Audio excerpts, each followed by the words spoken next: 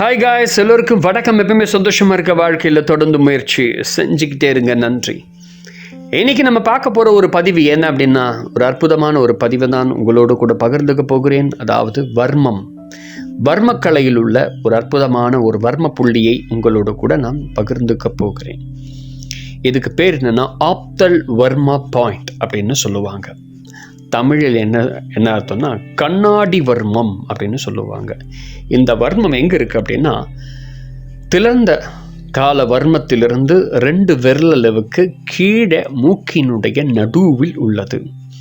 இது எப்படி தூண்டணும் அப்படின்னா, இந்த வர்மத்தலத்தில் மீது சுண்டு விரலை வச்சு 1லேருந்து ஒரு 3 நிமிஷம் ரொம்ப பொறுமையாக அப்படியே மிதமாக ஒரு அழுத்தத்தை கொடுத்து விட்டு அழுத்தி கொடுக்க வேணும்.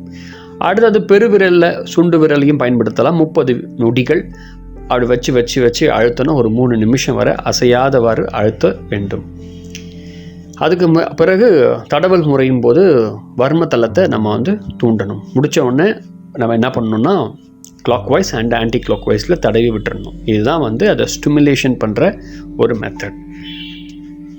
சரி, இந்த வர்ம புள்ளியை நம்ம ஈக்கிறதுனால என்ன நன்மை அப்படின்னா, நாக்கு நம்முடைய இதயத்தின் மீது செயல்பாடுகளை ஊக்குவிக்கும், மூளை மற்றும் நரம்புகள் மண்டலத்தை செயல்பாட்டை சீர்தூக்கும், மனம் மற்றும் நினைவுகளை ஒழுங்குபடுத்தும். நமக்கு நிறைய நினைவுகள், அதாவது மெமரி ரிலேட்டடாக இருக்கக்கூடிய விஷயங்கள்லாம் அதை டிசிப்ளின் ப்ராசஸில் அதை அழகாக மாற்றி வைக்கும். நமக்கு எப்பவுமே ஒர்க் ஆகிட்டே இருக்கும்.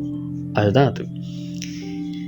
இதில் கால் மாத்திரை, அரை மாத்திரை, முக்கால், முழு மாத்திரைன்னு இருக்குது. அதாவது மருத்துவ இதை நம்ம கால் மாத்திரை, அரை மாத்திரை பயன்படுத்தணும். மருத்துவ ரீதியாக நம்ம சரிப்படுத்தலாம். இல்லைன்னா அதிகம் தூண்டுதல் இருந்தால் முக்கால், முழு மாத்திரைன்னா பாதிப்பு நிறைந்த ஒரு நோயாக அது கன்வெர்ட் ஆகும். அதை நம்ம முக்காலம், முழு மாத்திரை கொடுத்து சரிப்படுத்தலாம். சரி, நம்பர் 1, இதில் ஒரு ஸ்பெஷல் இருக்குது. என்னென்னா, சுழுமுனை நாடியை இது தூண்டும். அதாவது ஒரு கால் மாத்திரை அளவு நம்ம அழுத்தணும் அப்படின்னா கண் மங்கலாக இருக்கிறது சரி பண்ணும். இப்போ சடனாக சில பேருக்கு மூக்கில் ரத்தம் வடியுதுன்னா அப்படின்னா இதை நம்ம அழுத்தணும்னா உடனே நிற்கும். மூக்கு அடைப்பு ஏற்பட்டால் உடனே சரியாயிடும்.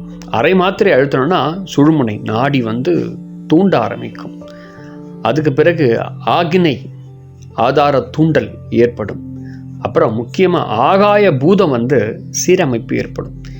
இப்போ நிறைய பேர் ஆகாய சக்தியை சரி பண்ணுறதுக்கு நம்ம முத்திரைகள்லாம், ஆகாய முத்திரைகள்லாம் நம்ம செய்வோம்.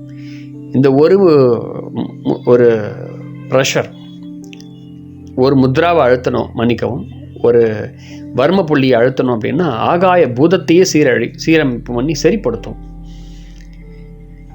அடுத்தது முக்கால் மாத்திரை.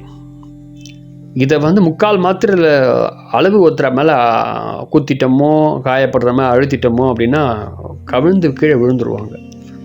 உடல் அப்படியே ஒரு மாதிரி ஆகிடும், அப்படியே ஜிவ்வுன்னு ஆகிடும். செவி, அதாவது காதுலேயும் நாக்குலேயும் அதாவது வாய் வழியாகவும் காது வழியாகவும் ரத்தம் வரும். கண் அப்படியே அடைச்சிக்கும், மயக்கம் வரும். முக்கால் மாத்திரைக்கு. முழு மாத்திரை அளவு இருந்ததுன்னா வாய், மூக்கு மற்றும் செவியிலேருந்து ரத்தம் வந்துனே இருக்கும். உடல் அப்படியே விரைச்சிருக்கும், ஜன்னி வந்துடும், மயக்கம் வந்துடும். ஸோ அதனால் ஜாக்கிரதையாக இந்த வர்மத்தை நாம் தூண்ட வேண்டும். நான் உங்களுக்கு எதுக்கு முக்கால் மாத்திரை, முழு மாத்திரைலாம் சொல்லிடுறேன்னா, அதில் இருக்கக்கூடிய பாதிப்பை நம்ம தெரிஞ்சுக்கணும். பாதிப்பானவங்களுக்கு இந்த அளவு நம்ம அழுத்தினா தான் அதை சரிப்படுத்தவும் முடியும் கூட. ஸோ அதை நம்ம புரிஞ்சுக்கிறதுக்காக இந்த விஷயத்தை உங்களோட கூட பகிர்ந்துக்கிறேன். ஸோ கண்ணாடி வர்மத்தை இப்படி தான் நம்ம பயன்படுத்தணும். ஆகாய பூதத்தை சரிப்படுத்தணும்னா இந்த வர்மத்தை தொட்டாலே போதும், சரியாகும். இந்த மாதிரி பல வர்மங்கள் இருக்குது. நிறைய வர்ம சம்மந்தப்பட்ட பதிவுகளை நான் என்னுடைய வீடியோஸில் போட்டிருக்கேன். என்னுடைய வீடியோஸில் வர்மக்கலை 108 அப்படின்னு ஒரு பிளேலிஸ்ட் இருக்குது. ஸோ அதை போய் பார்த்தீங்கன்னா நிறைய வர்மங்கள் இருக்குது. ஸோ அதை பார்த்துட்டு நீங்கள் ஃபாலோ பண்ணுங்கள்.